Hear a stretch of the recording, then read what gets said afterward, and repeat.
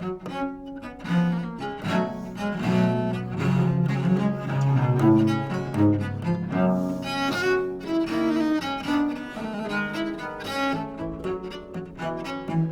4 juillet, deux concerts cette fois-ci en l'église de Pipriac. À 19h, Concordance. Alors, c'est le tout nouvel orchestre du territoire de Redon. Il rassemble des amateurs, des grands élèves, instrumentistes du conservatoire le 7. Il y a une quarantaine de musiciens. Ça va de tous les âges, hein, de 12 à 75 ans, comme j'ai pu le voir.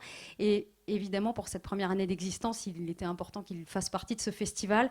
Un programme assez classique et familial. Le canon de Pachelbel, que tout le monde connaît. Peer Gynt d'Edvard Grieg. Des pièces encore de Schubert et Beethoven, et à la direction de cet orchestre, Fabrine Loret, qui est la directrice du Conservatoire du Pays de Redon, donc depuis l'été dernier.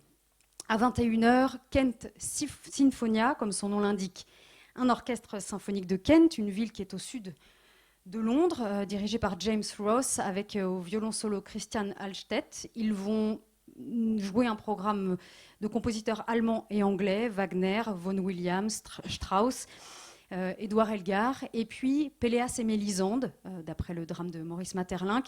Il a inspiré évidemment beaucoup de compositeurs, ce drame, Fauré, Schoenberg, Debussy, pour son unique opéra qu'il a composé en 1902. Là, on est à peu près dans les mêmes années, Sibelius, lui, l'a composé en 1905, compositeur finlandais.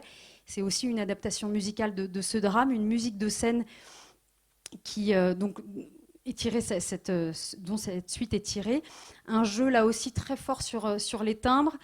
Comme Sibelius sait bien le faire, on part en voyage, il nous emmène, comme avec les oies sauvages tout à l'heure, il nous transporte et en même temps, on suit l'histoire, on ressent toute l'histoire de Maeterlinck dans les différents tableaux musicaux.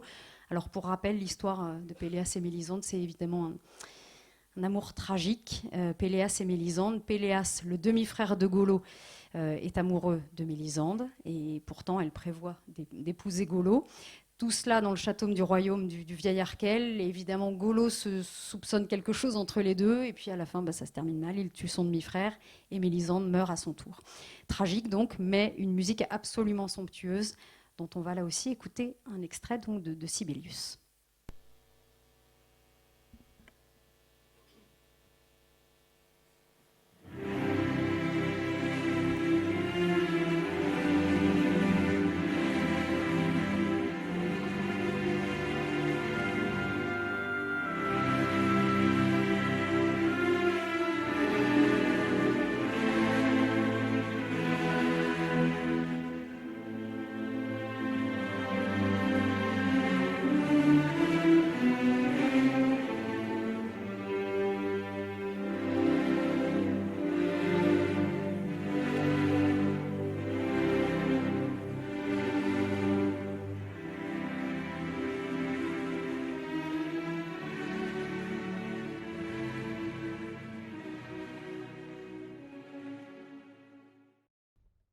Thank you.